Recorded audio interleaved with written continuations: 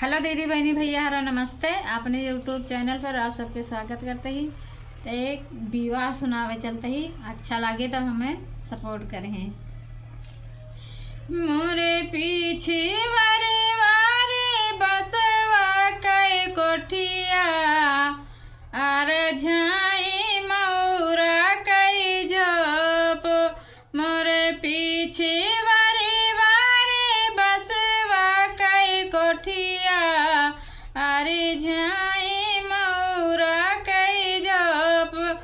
घोड़ावा से उतरे हैं दुल्हे कावन रामा भाई ले डेवड़िया के ठाड़।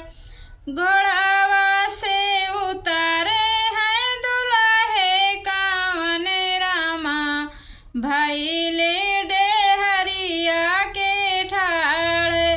आंगने आओ कि तू भीतरे रे रनिया छिद लेत्यू मौरा कई जप। आंगने आओ कि तू भीतरे रे रनिया छिद लेत्यू मौरा कई जप। कैसे के छिद स्वामी मौरा कई जपवा दादा डूढ़िया धारे ठाड़। कैसे के छिद स्वामी मौरा कई जपवा दादा डूढ़िया धारे ठाड़। जऊ तुम रनिया रे तना ला जानियो दादा घरे रहतियू कुंवार। जऊ तुम रनिया रे तना ला जानियो रहतियू दादा घरे कुंवार। घोड़ावा से उतरे हैं रसिया कावन रामा भाई ले डोढ़िया के ठाड़। आंगने आओ कि तू भीतरे रे रनिया छिद लेत्यू मौरा कई जप। आंगने आओ कि तू भीतरे रे रनिया छिद लेत्यू मौरा कई जप। कैसे के छिद स्वामी मौरा कई जपवा पापा डूढ़िया धारे ठाड़। कैसे के छिद स्वामी मौरा कई जपवा पापा डूढ़िया धारे ठाड़।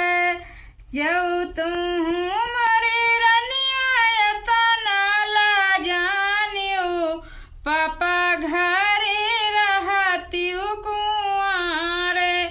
जऊ तुम मरे रनिया तना ला जानियो पापा घरे रहतियू कुंवार। मोरे पीछे वारे वारे बसवा कई कोठिया अरे झाई मौरा कई जप।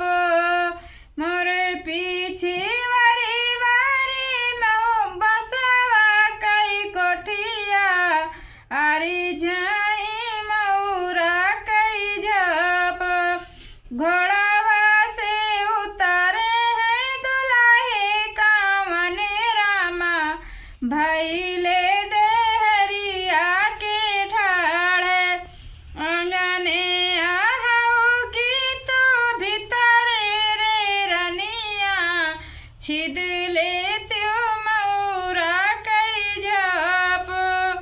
आंगने आओ कि तू भीतरे रे रनिया छिद लेत्यू मौरा कई जप।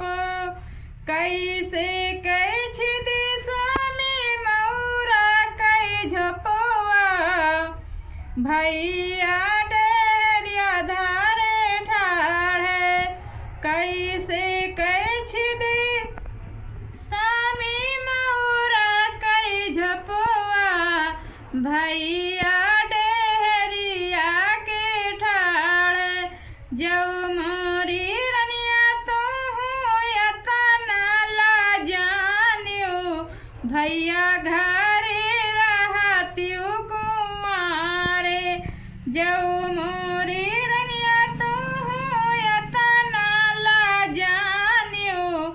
भैया